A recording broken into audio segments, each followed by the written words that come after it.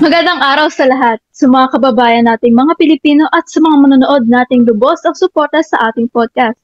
Maligayang pagdating sa panimulang episode ng Banatan ng Kabataan. Katangi-tanging podcast na nagpapaalala na ang kabataang may talinong may katalasan ay sandatang laban sa panglipunang mga problema. Ako ay si Sofia Maravilla. At ako naman ang inyong lingkod, Patricia Limliman. At sa pagkakataong ito ay kinagagalak naming ipakilala mga natatangi nating panauhin.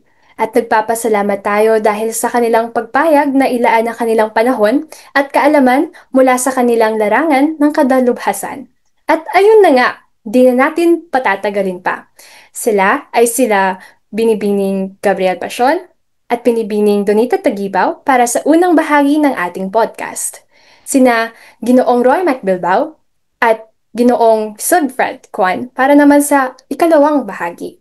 At sina Binibining Maxine Jinko at Ginoong Derek Sanchez bilang panghuling panauhin sa Banatan ng Kabataan Podcast. Pero una sa lahat, ano nga ba ang lumalagablab na paksa para sa araw na to, Sofia? Talagang hindi ka talaga makapaghintay, no? O siya, ang episode sa araw na ito ay pinamagatang Pumaldo sa Talo, Pilipinas laban sa online gambling. Ang totoo talaga nito ay kasalukuyan lang natin itong napagdadaanan, itong issue na ito. Ito ay isa sa mga tumataas na issue dito sa bansang Pilipinas. Lumalabas na may mas maraming online na mga site at mga applications na nakasentro sa mga pagsugalan na features na karagdagan ng dumadagdag ang mga users na gumagamit ito. At alam mo ba, nalagay ng panahon natin sa ngayon, hindi ko na maipagkakailang hindi na bago ang mga isyong ito sa bayan natin. At lumalala ng lumalala ito nitong huli lang. Ngunit bago tayo sumisid pa riyan, ano nga ba ang online na pagsusugal? Para naman maliwanagan ng kaunti o mas marahil ang mga tagapakinig natin sa muling pag-usbong ng panlipunang suliraning ito sa Pilipinas. Pwede ka na magsimula, partner. Sige, sige, ito na, babanatan ko na. Pero simulan natin ito sa kahulugan nito. Ang online na pagsusugal o online gambling ay isang anumang uri ng pagsusugal na isinasagawa sa internet. Oo, sa internet. Sa pagkakaalam ko kasi, meron itong iba't ibang uri tulad ng virtual poker or virtual casino, tsaka yung mga pagpapupusta sa mga sports tulad ng sabong. Ayan, at maski ang mga tagapakinig natin, kayo man ay mapabata, mapamatanda, may kilala kayong kapamilya nyo, kaibigan, ay tiyak na pamilyar ito sa inyo. At ayon dito sa akin nakalap na kasaysayan ng ating paksa, syempre partner, dapat hashtag ready tayo, hashtag prepared, di ba? So, ito na nga. Ayon sa pananaliksik ko kagabi, ang unang online gambling na lugar na binuksan sa pangkalahatang pampubliko ay ang pagtiket para sa, pardon for the pronunciation na, kasi ang hirap eh. Liechtenstein International Lottery noong Oktubre 1994. Totong parang mga 3 dekada na rin, so sobrang tagal na, no? Oo nga, sobrang tagal na nga, no? Yung Liechtenstein, di ba sa gitna yun ng bansang Switzerland at Austria? Tama ka. At medyo malapit ka na, partner. Ang Liechtenstein International Lottery ay itinatag sa bansang Liechtenstein noong 1994 bilang kauna-unahang online lottery sa buong mundo. Mm. Pinahintulatan ito ng gobyerno ng Liechtenstein at pinapatakbo ng International Lottery in Liechtenstein Foundation or ILLF. Layunin nito na mapalikom ng pondo sa loob o labas ng bansa, pero nagsara din ito noong 2011. Ngunit Mm. naramdaman natin yung effect, yung development nito dahil siya yung nagiging predecessor ng mga modern online gambling sites at applications ngayon. At talaga nakikita natin na unti-unti itong nakakapeligro sa mga ordinaryong Pilipinong mamamayan. Oo nga, no? Tapos ngayon, yung naiisip ko, parang isa rin bahagi o uri yung isabong. Di ba? Oo, tama-tama. Siyempre, hindi lang ikaw ang naghanda para sa podcast natin, no? Nagsaliksik din kaya ako. Ayan, okay. So yung e-sabong, ito ay isang online under remote o off-site na pagtaya sa mga live na laban sa sabong. Mga aktibidad na nasa stream o na broadcast ng live mula sa mga arena mismo ng sabungan. At ang galawan ng pagsusugal sa panahon natin ay hindi nananatiling tahimik o nananatiling anino dahil yun na nga ginalaw ng gobyerno ang kanilang baso.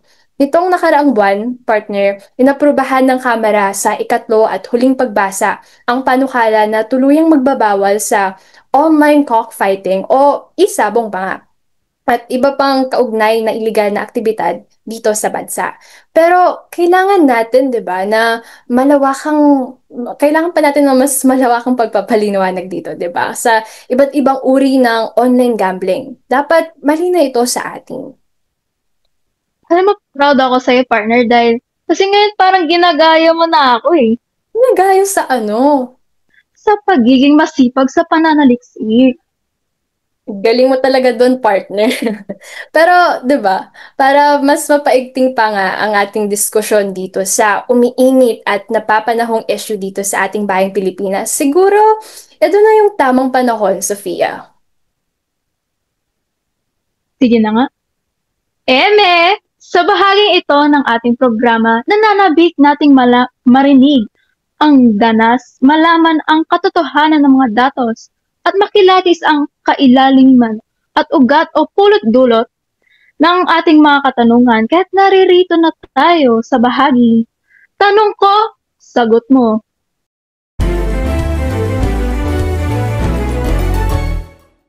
At ito na nga, tayo muli nagbabalik upang marinig ang danas, malaman ang katotohanan ng mga datos at makilatis ang kailaliman, ugat o pulot-dulot ng ating mga katanungan.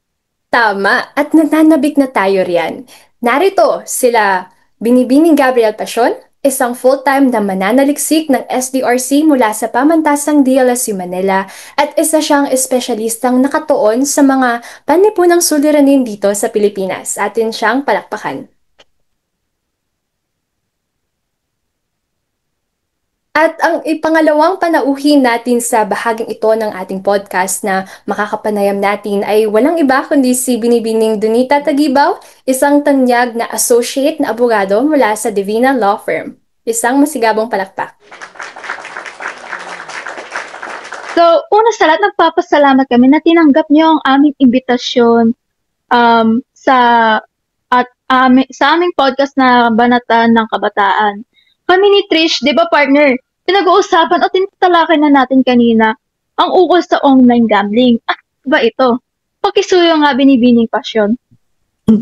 Salamat sa inyong imbitasyon. Actually, tamang-tama ang timing na podcast na ito dahil ito mismo ang paksa na sinisiklaw ng aking kasalukuyang pananaliksik sa pamantasan ng Dalasal. At ayon sa mga mapagkakatiwalaang referensya, unang-una, di ba, bigyang kahulugan muna natin kung ano ba talaga ang salitang ito. Ano ba ang online gambling?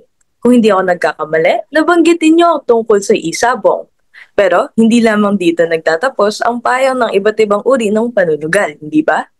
Narito ang online na casino, na kilala rin bilang mga virtual na casino or internet casino.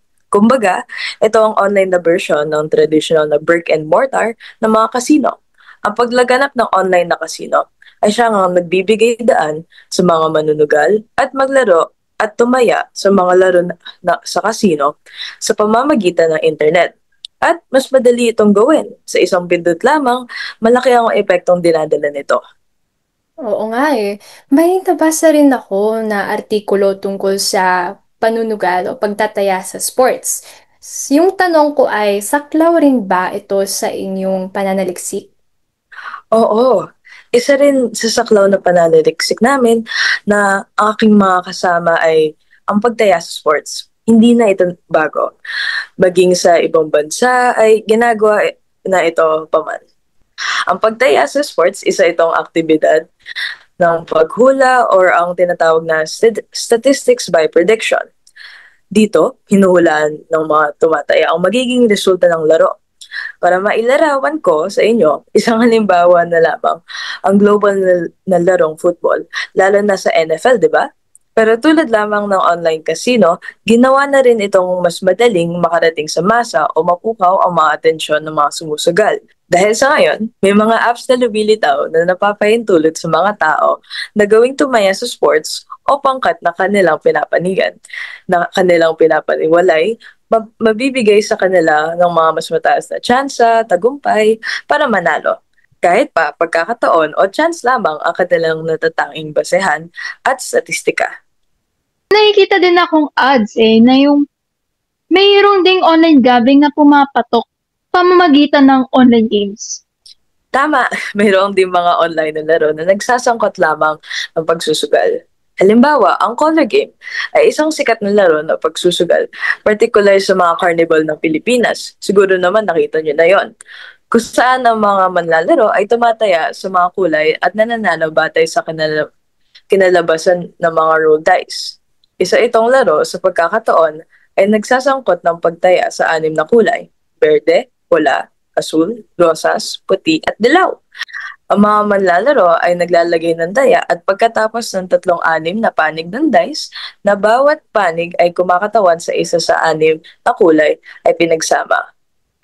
Kung ang napiling kulay na manlalaro ay lilitaw sa aliman sa mga dice, mananalo sila at dinoble ang kanilang taya. Oo, no? Maraming salamat sa inyong pagbabahagi sa inyong pananaliksik binibining passion. Kung papansin natin ang merkado ng online na pagsusugal sa Pilipinas ay mabilis nang lumalaki sa nakalipas na taon. Na nahihimok ng pagbabago ng mga gusto ng customer, pagdaigdigang uso, at mga lokal na espesyal na pangyayari. So, yung mga kasalukuyan na metodo ng pagsusugal tulad ng pagpunta sa mga entertainment cities para mag-casino, para sumugal, o kaya gumamit ng slot machines, o kaya pumunta sa mga mall para sa mga bingo center. Tsaka sa mismong mga sabong talaga na makikita mo sa mga cockpits. So, hindi na nagiging uso yun kasi mas madali ng magsugal dahil kahit nakahiga ka lang, hawak mo yung cellphone mo, makakapagsugal ka na. Kaya nagiging frequent tong pagsusugal na to, yung isabong or anumang uri ng sugal. Tama ka dyan, partner. Nabanggit mo yung tungkol sa paghawak ng cellphone. So, yung bukod pa sa mga sinabi mo, 'di ba? Yung pagkakaroon ng cellphone or yung pagda-download ng mga mobile na apps sa pagsusugal ay higit na nagpapataas pa ng katanigan ng etong issue na to, yung online gambling, dahil maaari na tayong tumangkilik o maaring tangkilikin ng mga manlalaro ang kanilang mga paboritong laro habang naglalakbay. Sa merkado ng pagsusugal, ang bilang ng mga user ay inaasahang aabot sa 29.2 million users pagdating ng taong 2029. Ilang taon pa lang? 4 years, di ba? 4 years. At tataas na ito. Gayunpaman, dahil sa pagtaas ng online na pagsusugal at ang mga panganib nito ay may ilang mga batas na ipinatupad ng pamahalaan upang ayusin ang paggamit nito. At din namang pilitasin ang mga napatupad na batas dito sa Pilipinas tungkol sa online gambling. Pasok ka po, Attorney Tagibaw. Salamat, Sofia, Trish, at sa pagpapaunlak sa akin na makasama sa inyong programa. Alam mo yung pakiramdam na parang ang bigat ng topic pero kailangan talagang pag-usapan. Ganun kasi to. So, magsimula tayo sa Presidential Decree number 1869 o mas kilala bilang PAGCOR Charter.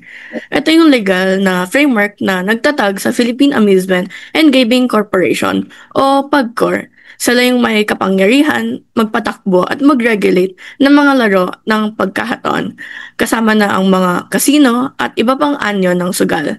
At ang kagandahan at minsan ding ang challenge dito ay nagsisilbi rin silang mekanismo para mahalikom ng kita para sa mga proyektong panlipunan at pambansang pagpapaunlad. Sa kabuuan, pinagsasama-sama nito ang mga naunang kautusan sa may kinalaman sa prangkisa at sa mga tungkulin ng pagkor, at malinaw nitong tinutukoy ang mga kapangyarihan, saklaw at responsibilidad nito sa regulasyon. Pangalawa, meron din tayong Republic Act number 10927. Ito naman ang batas na nagdadagdag sa saklaw ng Anti-Money Laundering Act para isama ang mga kasino. Yes, pati yung online at yung mga nasa barko. So, ang ibig sabihin na to, kailangan nang sumunod ng mga kasino sa mga AMLA regulations. Kabilang na yung pag-report ng malalaking transaction. Kung dati parang medyo maluwag ang galawan pagdating sa cash flow ng mga kasino, ngayon mas mahigpit na ang bantay. At syempre, ang pangatlo, hindi naman mawawala ang Presidential Decree number 1602. Ito naman yung batas na may mas mabigat na parusa para sa mga sangkot sa illegal na pagsusugal. Hindi lang sa mga mismong nagsusugal, kundi pati na rin yung mga nagpapahintulot nito. So may reward system pa nga para sa mga nag-report ng mga ganitong gawain. Kumbaga, kung may alam ka, magsabi ka, may kapalit yan. Salamat, Attorney Tagibaw. O ano, nakuha niyo ba o naitala ninyo ang mga iba't ibang batas na binanggit ni Attorney Tagibaw? Yan. Ngayon, naliwanagan na tayo at naging pamilyar na sa mga batas sa Pilipinas tungkol sa online gambling. Pag-usapan naman natin ang isa sa mga dahilan kung bakit patuloy ang pagkalat ng online gambling sa ating bayan. Ang kakulangan sa regulasyon at ang pagdami ng endorsements mula sa mga kilala nating celebrities, mga artista, online creators sa online na setup. Anong masasabi ninyo, Binibining Pasyon? Isa sa mga malaking problema na nakikita ko ay kulang sa regulasyon pagdating sa influencer marketing. Halos kahit sino pwedeng mag-post ng endorsement para sa isang gambling site. Wala masyadong malinaw na guidelines kung ano ang pwedeng sabihin, sino ang pwedeng targetin, o kung paano dapat ipinapakita. Nagiging normal na lamang sa social media ang mga ganitong promos. Kahit hindi malinaw kung legal ba sila o hindi. At kung i-connect natin ito sa realidad ngayon, kahit may mga batas na tayo, maraming butas pagdating sa online space.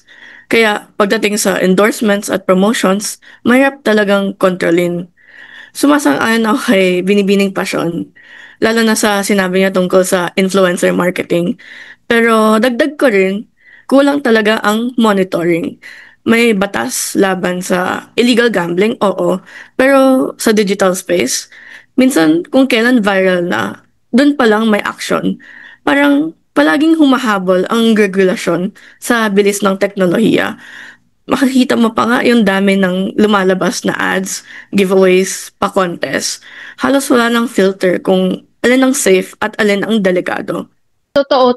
Kasi napapansin din na dumadami talaga ang mga celebrities, like super sikat na celebrities at content creators. Kung i-endorse ng mga gantong mga apps at sites. Karaniwan ang approach nila ay gumamit ng pag-giveaway, cash prizes, at even GCash credit. Oo, madaling mahikayat yung mga tao sa ngayon, lalo na yung mga kabataan. Kasi sino nga ba naman ang ayaw ng libreng pera, di ba? Sino? Di ba gusto nating lahat? Pero parang sinasabi sa atin ito na subukan mo lang, baka swertehin ka. Pero dito nagsisimula ang problema. Nabubuo yung easy money mindset. Yung ideya na hindi mo kailangang magtrabaho, ng maayos o magsikap. Dahil may chance kang yumaman sa isang click lang. Hindi nila pinapakita kung gaano kadaling malugi, malulong, o mawalan ng kontrol.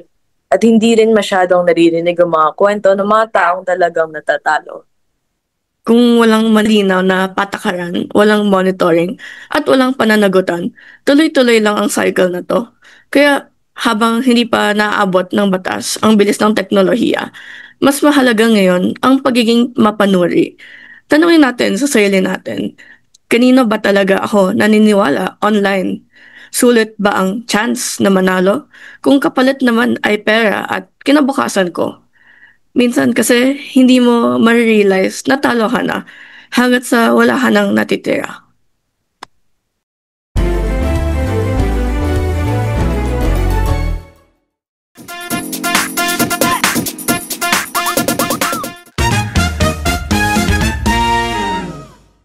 Ngayong napag-usapan na natin kung ano ang online na pagsusugal at paano ito kumakalat sa bansa, mas importanteng malaman natin ang epekto nito sa ating paligid at sa mga ating kapwa-tao.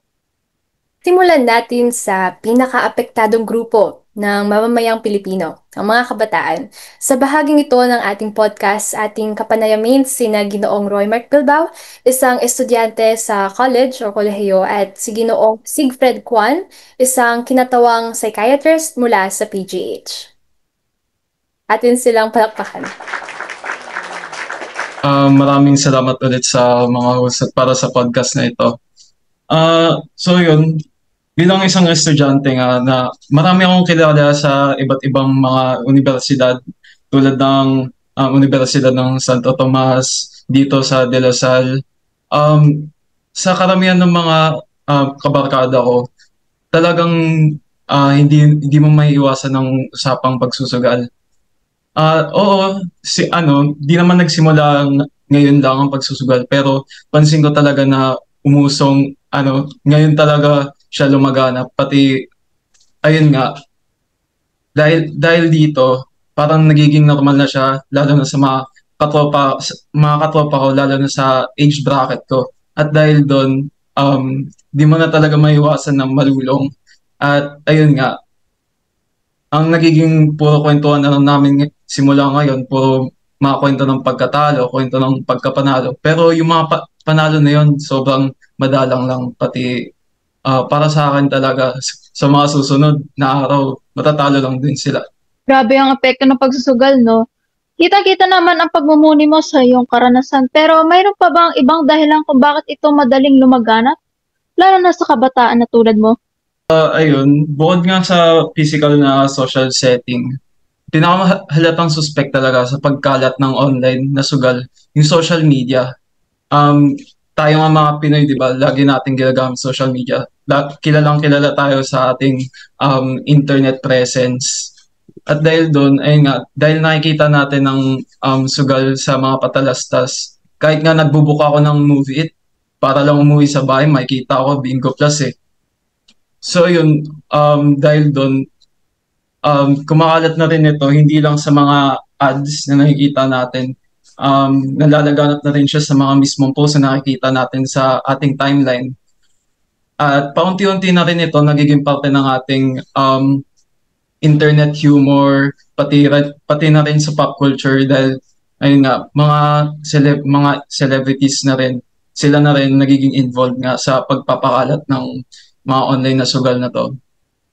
At ayun, kahit saan man tayo mapunta, maging personal man o virtual, mapipeer pressure ka talaga, lalo na sa aspetong digital, na kapag masubukan mo itong umuso nga na online na sugal, parang minsan mapapasimula ka lang para lang makarelate ka sa mga nakikita mong memes o para lang makisama ka sa mga kwentuhan ng mga tropa mo. Salamat no, Ginoong Bilbao, kasi naibahagi mo ang iyong personal na kwento sa amin. Pero paano naman sa mga ibang bata na marunong gumamit ng mga cellphone o gadgets at minsan pa o kadalasan ay hindi na nababantayan ng mga magulang nila kung ano ang kanilang pinapanood, binubuksan o linalaro? Dr. Kwan, anong masasabi niyo? Ayon sa mga pag-aaral, nakakatakot din na ma-expose ang mga bata sa online gambling at ma-addict din dahil sa rami ng ads at pop-up promotion, hindi lamang sa social media kung di pati na rin sa mga billboard sa mga daan katulad ng EDSA. Ang nakakalungkot pa ay ibang mga bata o kaibigan ang dulot ng pamimilit sa gambling apps dahil para sa kanila ito ay laro lamang o may mga ilang beses na pumaldo sila at ngayon ito ay nagiging libangan lamang. Para sa kanila, hindi maliit na bagay ang pagkakaroon ng utang habang ikaw ay minor de edad pa lamang. Una, ikaw ay nakadepende sa iyong magulang pagdating sa pera dahil wala pa namang trabaho ang bata dapat kung di mag-aral. Pangalawa, patong na nga sa mga kailangan asikasuhin ng bata sa kanyang edukasyon, mabigat pa sa kanilang damdamin at pag-iisip ang pagkaroon ng malaking utang na hindi nila mababayaran. Gusto ko rin talagang maintindihan kung ano ba ang pag-iisip na nangyari sa isipan ng mga biktima ng online casino apps. So ayun nga, parang nung nakaraang buwan lang, doon ako nagsimula mag-online gambling. Nagulat nga ako na parang na kahit wala pa ako sa tamang edad, na nagawa ko siya ng sobrang dali lamang kasi parang walang verification pagdating sa edad. So yun, bigla rin agad ako nalulung. Nung sa simula, inisip ko na kaya ko siyang gawin na parang sustainable. Bale, kapag natalo ako sa gantong punto na to, titigil na ako. Pero ayun nga, simula nung sa simula pa lang, puro panalo lang naranasan ko. So ayun, ever since na nangyari yun, inisip ko na baka pwede ko tong gawing parang pampadagdag ng allowance kada linggo, ganun. Hanggang sa, ayun nga, nagkaroon nga akong sobrang daming pera, pero hindi ko inisip na na parang igastos agad yun kasi inisip ko, baka gamitin ko na lang to pang sugal sa susunod na linggo. Hanggang sa yun, di ko rin naman na nagastos yung pera na napanalo ko. At sa pinakahuli, parang nung ikahuling linggo ng ng June, ayun nga, parang bigla na lang ako na-stress noon. At yun na yung huli kong parang naging session. Kasi ang ginawa ko noon, bale, sobrang taas nung taya ko na pati yung pera ko na hindi ko naman napanalo sa sugal, in-involve ko na rin doon talaga. Tapos tinry ko lang paulit-ulit, tapos talo, hanggang sa ayun, tumigil na ako talaga. Parang doon ko rin na nahuli yung sarili ko na, grabe na yung ginagawa ko na to ah. At dahil doon, chinek ko na yung history ko, yung mga balance, ganun. So yun, sobrang taas na pala. Tapos nung nakita ko lang talaga, grabe, hindi ko alam na ganito pala yung ginagawa ko. Sobrang lala na ng epekto nito sa mental ko. Kasi, ayun nga talaga, sa simula pa lang yung parang dopamine na makukuha mo kapag nanalo ka. Ibang-iba talaga yung feeling niya. Pero, hindi siya sa long term, hindi talaga siya makakatulong sa'yo. Kasi hanapin mo lang talaga yon. Para lang din siya ibang mga iba't ibang uri ng bisyo. Kaya para sa akin, hindi ko na talaga mauulit yun eh. Kasi ayun nga, nung nakita ko na yung epekto nun sa akin, hindi lang pagdating sa pera, kundi na rin para sa like kasiyahan ko sa buhay in general. Tinigil ko na talaga doon. And sobrang thankful ko na natigil ko yung habit na yon kasi ang dami kong kilala na di talaga tumitigil eh. Pero sa akin, nagpapasalamat talaga ako na natigil ko siya sa tamang oras bago pa mas mawala pa sa akin. Nakita nga namin yung proseso nangyari sa'yo nang nagsimula ka, na-addict ka. Kasi yung dopamine hit, di ba? Parang hahanap-hanapin mo yun. Pero nagagala kami dahil sa pagbabago ng iyong lifestyle. Kaya tanungin naman natin ulit si Dr. Kwan. Bakit ba mahalaga na may patnubay mga bata, mga kabataan tungkol sa isyong ito? Mahalaga talaga ng mga magulang sa issue at sitwasyon tulad nito dahil nakakatulong ang parental guidance na maiwasan mga negatibong epekto ng gambling, sumusuporta sa emotional na kagalingan at nagbibigay daan sa maagang pagtuklas ng mga senyales ng babala. Pero apekto din ng mga nakakatanda at nagdudulot din nito ng tension at problema sa pamilya nila. Hindi maliit na bagay ang utang, mas lalo na kung may pamilya, dahil ito ay nakakaapekto sa financial ng mga pamumuhay ng bata sa pag-aaral, damit, pagkain at buwis. Kaya nagdudulot nito ng tensyon o away dahil ang mga adik ay may ugali bumalik at maglaro ulit upang mapanulunan ang kanilang utang, ngunit ito ay mas lumalala lamang at binigat ito sa relasyon o nawawalan ng tiwala dahil sa kanilang mga aksyon.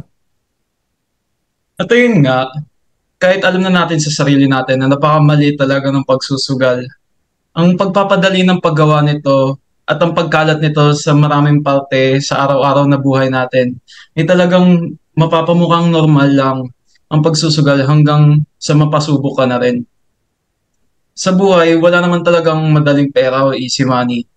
Pero kapag na-addict ka talaga sa pagsusugal, maiisip mo na lang na pwede mo siya gawing isang source of income, Lalo na kapag nakapanalo ka ng tuluyan hanggang sa ayun, maging tawag dito, um, makapanalo ka ng halagang mas malaki para sa kumpara sa pang-araw-araw na sweldo mo o kahit pampataas lamang ng allowance mo para sa linggo na yon kung estudyante ka. Dahil na rin sa pagiging normal ng ganitong kalala na bisyo, para sa akin, mas napapasandal na tayo bilang isang lipunan sa mga masasamang bagay at ang pagkabulok ng ating moralidad dahil sa pera, manalo man tayo o hindi sa sugal. Pero ano nga ba talaga yung gambling disorder na ito, Dr. Kwan?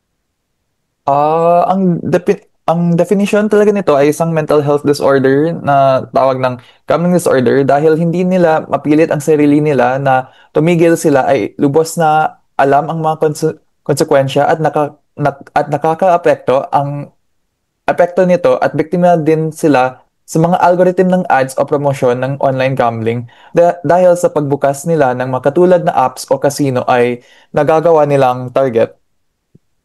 Iyon ang dahilan kung bakit dapat nating itulak ang higit pang mga paghihigpit sa pagiging nag-access ng online na pagsusugal.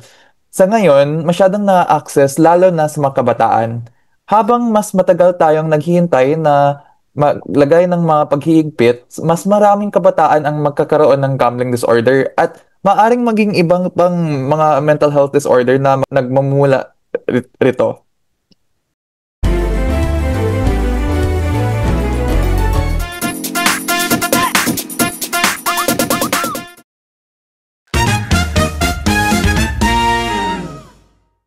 At ngayon, bilang ang pangwakas na bahagi ng ating Banatan ng Kabataan podcast, muli nating maririnig ang danas at malalaman ang katotohanan ng mga datos. Ngayon nating aalamin ang ugat o pulot-dulot ng ating mga katanungan na kung sino dapat ang managot at kung may magagawa ba tayo.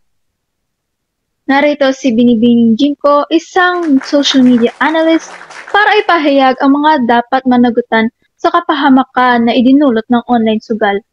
So, unahin natin yung mga influencers at celebrities. Ang dami sa kanila nagpo-post ng promos o kaya nagpapakita na nanalo raw sila sa online casino or gambling apps.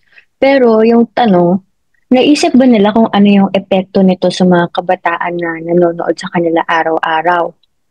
Hindi kasi biro yung impluwensya ng isang sikat na personalidad. Kung idol mo yung isang artista tapos nakita mo siya na nagsasabi na madali lang kumita dito, ang tendency ay susubukan mo rin siya. Pero hindi na nila napapansin kung ilan sa followers nila ang nauubos ang baon, nalululong o nasasaktan dahil lang sinubukan nilang swertihin. Tapos, sa side naman ng gobyerno, may batas naman, oo. Pero sapat ba ito? At kung may batas man, epektibo ba ito? Sino ba ang nagbabantay sa mga ganitong klaseng promotion sa internet? Kung walang malinaw na enforcement, parang wala ring saysay ang mga regulasyon. Pero syempre meron. Lahat tayo may parte dito.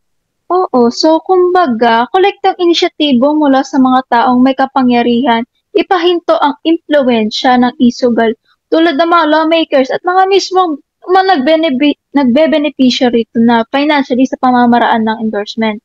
Totoo nga, ang kalawakan ng epekto ng celebrity endorsement, no? At in fairness, maraming sikat na artista, celebrity, ang siyang nag-endorse ng mga ito. Pero para sa akin, unethical kung ang artista ka, tapos mag-eengganyo ka ng bisyo sa mga manonood mo.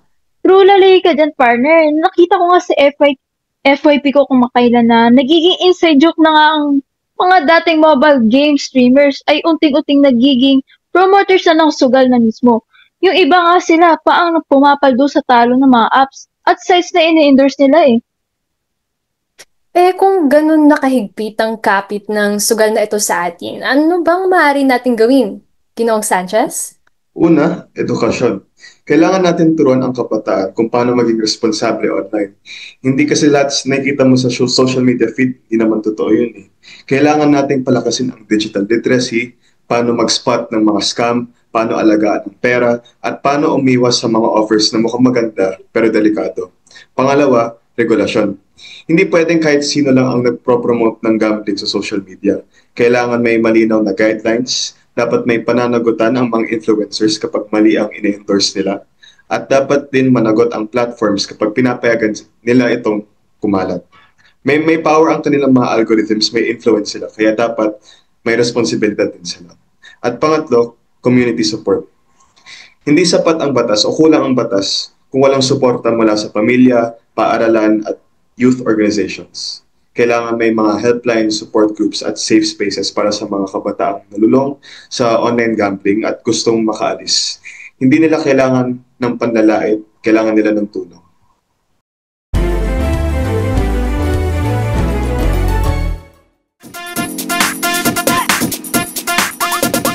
May malaking problema na ang sugal sa atin. Madami na ang nalulumo sa utang. Iba pang nawawalan ng tirahan dahil sinangla ang kani-kanilang bahay at lupa para may pangbayad sa mga utang o may pangpusta lang. Ginawa pang mas accessible at madali pa ang bisyo nito. Alam mo din, kulang din tayo sa exposure sa ganitong topic. Mas lalo nga na kinakalungkot ko na dumaan ng SONA 2026 2020 itong nakaraang Lunes lang. Tapos hindi naman diniscuss ng ating Pangulo ang ganito kalaking problema na isugal, no? Oo, actually, agree ako dyan, partner. Para malabanan talaga ang isyung ito sa ating lipunan. Tulad ng sinabi mo nga kanina, collective effort ang kailangan ng mga ordinaryong mamamayan, mga influencers at mga artista na nag-endorse nito, yung may malawakang boses dito sa online ng mga platforms at syempre mga leaders sa gobyerno. Sila ang sila ang mga boses na pinapakinggan ng masa na dapat nilang paliwanagan o bigyan ng liwanag yung mga problema tulad nito sa pamamagitan ng edukasyon, paghihigpit ng mga regulasyon sa batas laban sa e-gambling, apps, sites. At ito ang siyang lulutas ng ating issue tungkol sa online gambling. True education is key. Talaga, tulad nitong ordinaryong mamamayan, dapat nating iparating sa pangkahalatan ang mga epekto nito. Mas lalo sa ating kabataan. Kaya dapat talaga nating banatan ito, mga isyong ito. Yung dapat bang nagpapaalala na ang kabataang may talino, may katalasan ay sandatang laban sa problemang panlipunan? Iyan ang dapat. Kaya, mga kababayan at manonood, abangan natin ang susunod na talakayan ng Banatan ng Kabataan. Ang katangi-tanging podcast na nagpapaalala na ang kabataan Na may talinong may katalasan ay sandatang laban sa problemang panlipunan. Ito ang Banatan ng Kabataan Podcast. Magandang araw sa inyong lahat!